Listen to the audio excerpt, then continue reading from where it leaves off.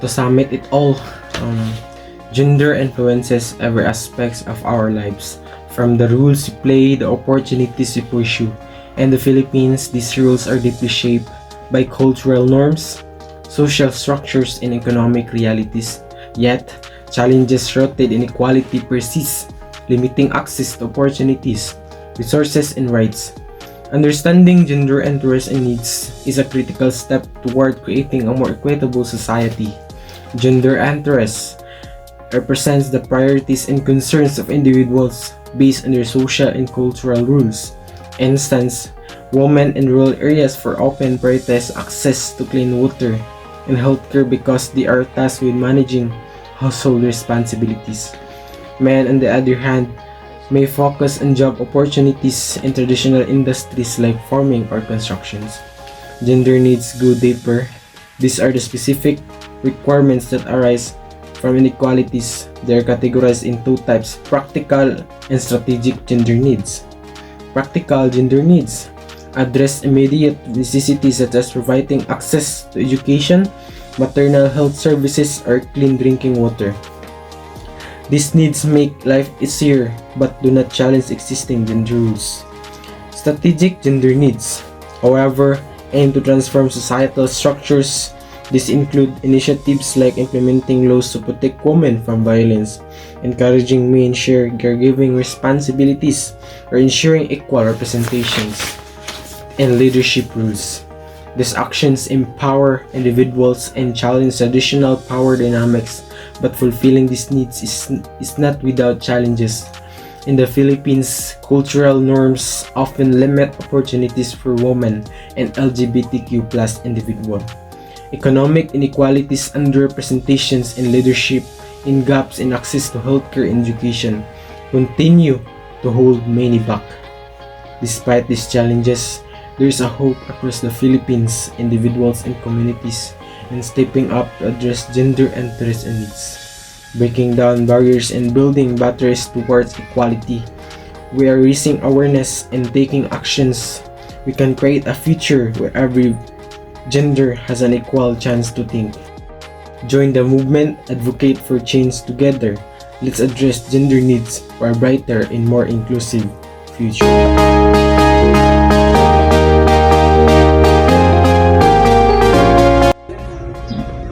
Good morning everyone. Ang assign sa among topic is gender interest and needs development. So gender interest and needs development plans and policies often view women as a homogeneous group. This assumes that the needs of all women are the same. So gender interest and needs development, it refers to the different ways that development affects men, women, and gender diverse people based on their roles, responsibilities, and access to resources in society.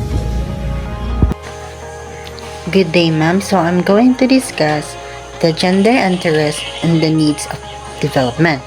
Development plan and policies often view women as the new homogeneous groups. So this assumes that the needs of all women are the same. Development plans treat all women as if they have the same needs, ignoring the differences just like race, class, age, or culture. So that can lead to policies that don't help all women equally. For example, a government launched a program to support women farmers by providing a land ownership rights. However, it assumes all women have equal access to legal documents and the family supports. In reality, a poor rural woman or a woman from minority groups face barriers like illiteracy, discrimination, so they can't benefit from the program in the same way. That's all. Thank you. Gender needs are means by which their concerns may be satisfied. Gender needs refers to specific needs of women or issues that affect their well-being and place in society. Example of women's specific needs: healthy foods, living fair, safe lives, or protection for abusing. Types of gender needs na siya duha ka buok. First is practical needs and strategic needs. First is practical needs. It's referred to immediate need of women or everyday needs that help women survive and live comfortably. Example, nutritions, having a good health foods, living conditions, having a safety and clean place, healthcare, being able to get medical help. Ano siya ang first type of gender needs? Muna siya ang practical needs sa women. Example, illustrating practical and strategical gender interest needs. Practical needs plus gender interest equal to gender equality. This means making sure men and women are treated the same in daily life. And practical needs plus gender needs equal ending gender division. This focuses on solving everyday problems caused by unfair job roles of men and women. Muna siyang Strategic gender needs refer to deep-rooted issues caused by gender inequality such as lack of political representation and equal division of labor, domestic violence, and unequal pay. These needs are related to a woman's strategic interest in achieving gender equality and challenging the structures that maintain their subordinate rules. There are two types of strategic gender needs, which are the practical needs and strategic needs.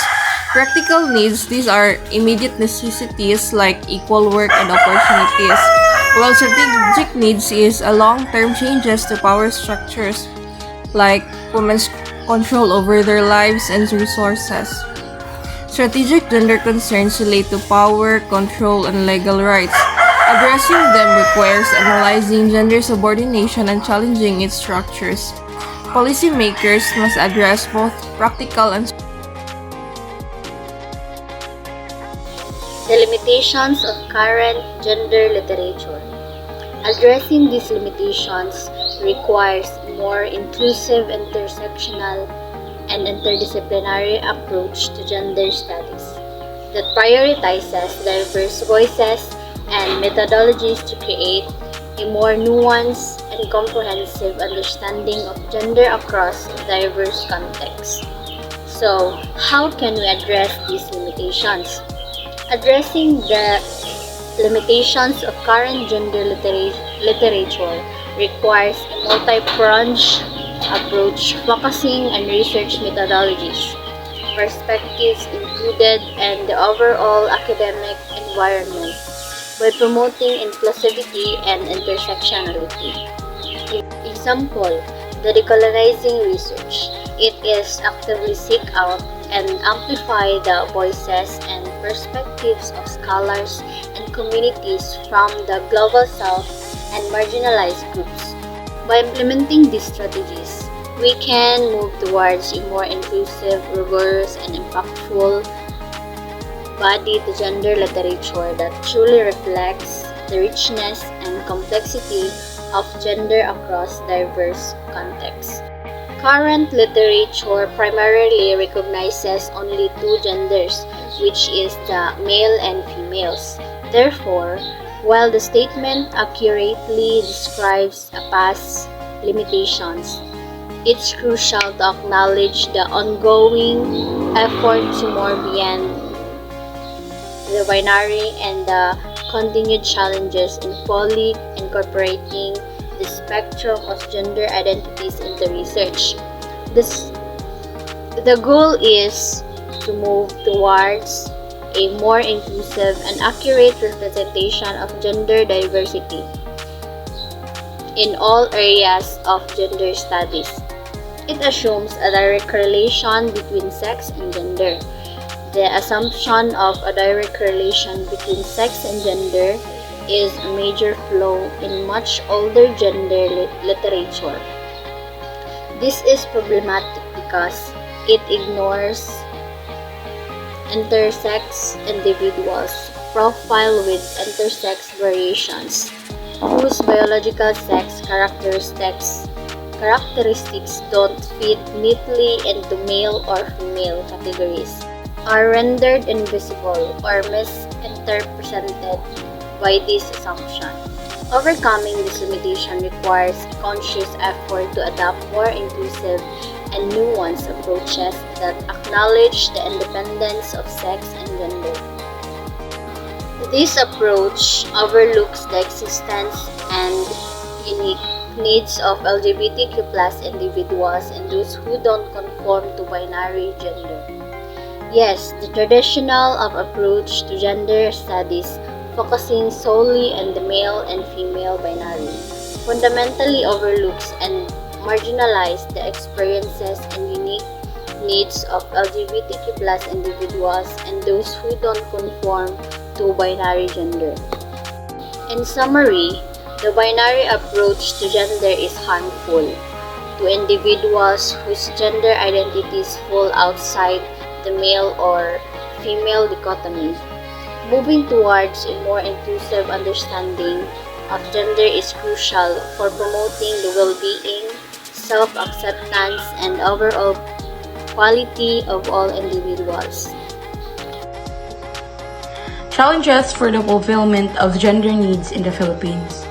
So, the Philippines utilize gender mainstream to integrate gender perspective into policies and programs. In the Philippines, fulfilling gender needs face significant challenges like poverty, inequality, and persistent discrimination. So, these issues manifest this various way. So, gina-include nila dire ang mga limited access to resources, education, and healthcare, and also the opportunities as well as they work into social and cultural barriers. Implementing and enforce gender-responsive laws and policies that promotes equality and protects women's rights. So, ensuring access to quality healthcare services for women, include reproductive health services, and addressing the health needs for the women and girls. Integrate gender perspective into all aspects of development, planning, and implementation to ensure the policies and programs that are responsive to the needs of both men and women.